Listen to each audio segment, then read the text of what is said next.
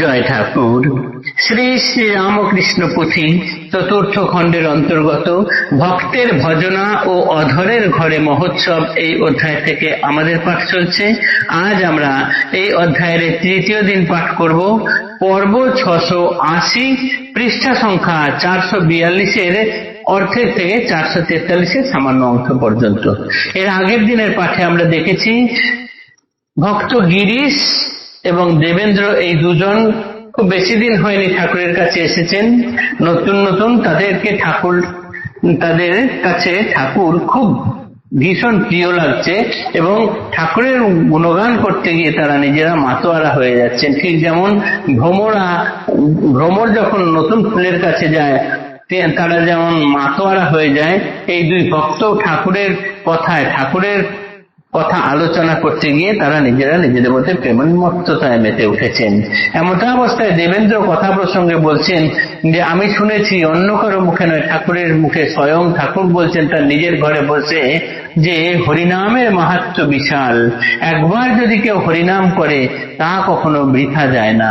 আমাদের এই মলিনতা যুক্ত মন যদি একবার হরিনাম করা হয়, সেই মলিনতা দূর হয়, মন নির্মল হয়, আর মনে শান্তি আসে অপার। শান্তি সুশীতল মন থাকে আমাদের সর্বক্ষণ হরিনাম করলে পরে। এই কথা শোনার পর গিরিশ ঘোষ ভাবছেন যে তিনি তো তার ইষ্ট ঠাকুরকেই ভেবে রেখেছেন এবং তাকেই গুরু জানেন, কাজেই অন্য আরো নাম করলে পরে সেইখানে বেশি শীতলতা পাওয়া যাবে। তাই দেখি তো বলে তিনি হরিনাম করছেন, মনে শুনে বেশ কয়েকবার হরিনাম করলেন মুখে। এই দু একবার হরিনাম করার ফলে তার মনের মলিনতা দূরে হয়ে গিয়ে মনে শান্তির বাড়ি বা শীতলতা আসা দূরে থাক, শরীর যেন অঙ্গ যেন দুলে পড়ে যাচ্ছে, কি হয়েছে। তারপর দুজনা মিলে তখন গেলেন ঠাকুরের কাছে এর ঘটনা জানার জন্য। ঠাকুর তখন ভক্ত দ্বারা পরিবেষ্টিত হয়ে নানান জ্ঞান, ভক্তি, মুক্তি ইত্যাদি বিষয়ে শাস্ত্রের নিগুড় তত্ত্ব কথা সহজ সরল ভাষায় ভক্তদেরকে বলছেন। এই সময়ে দুজন গিয়ে হাজির হয়েছেন, সেই অংশ আজ পাঠ করছে। কহিছেন জ্ঞান ভক্তি মুক্তি প্রদায়িনী, নিগুড় তত্ত্বের সার মধুর কাহিনী।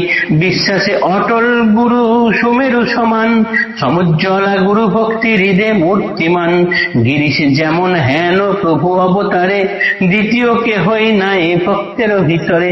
আনন্দের সিন্ধু প্রভু বিশাল আধারে, তত্ত্ব কথা আন্দোলন পবন সঞ্চারে। সমন্দ খেলিতে ছিল আনন্দ লহরী, এবে প্রিয়তম ভক্ত শ্রী গিরিশ হেরি।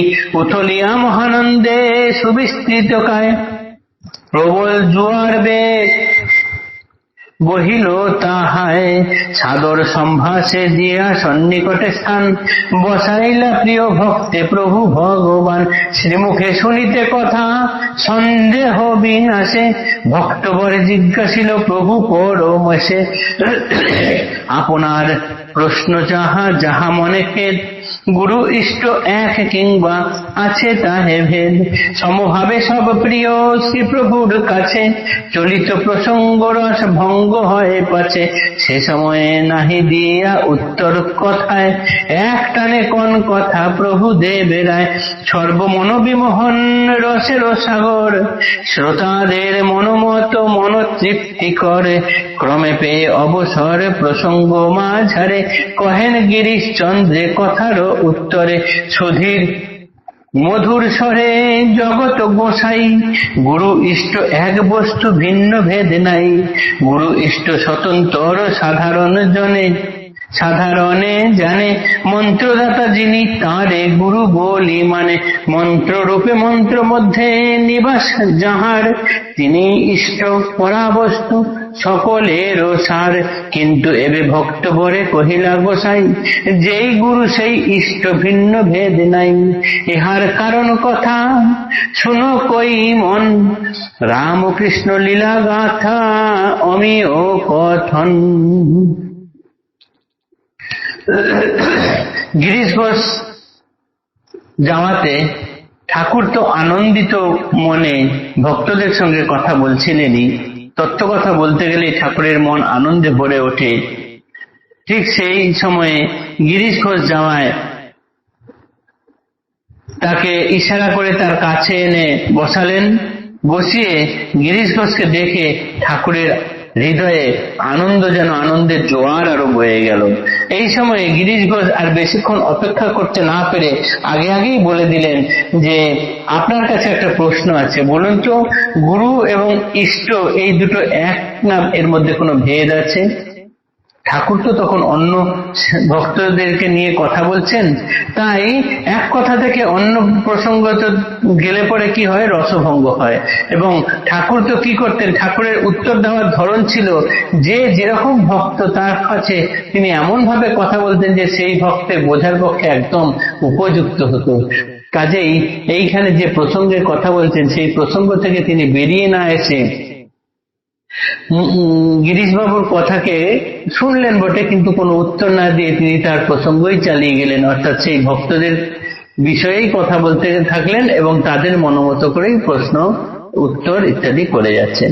এরপরে কথা প্রসঙ্গের এক জায়গায় এসে কিছুটা সময় পায়, তখন ঠাকুর এই গিরিশ ঘোষের কথার উত্তর দেন এবং তিনি বলেন, তার সুন্দর মিষ্টি স্বরে ঠাকুর বলেন, হ্যাঁ, গুরু এবং ইষ্ট এক বস্তু, এদের মধ্যে কোনো ভেদ নেই।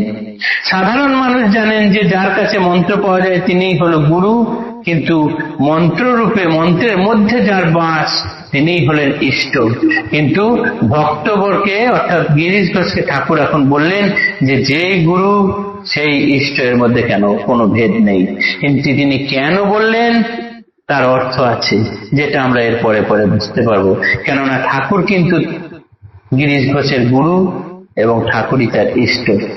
আজকের পাঠ এতটুকুই থাকলো। জয় ঠাকুর, নমস্কার।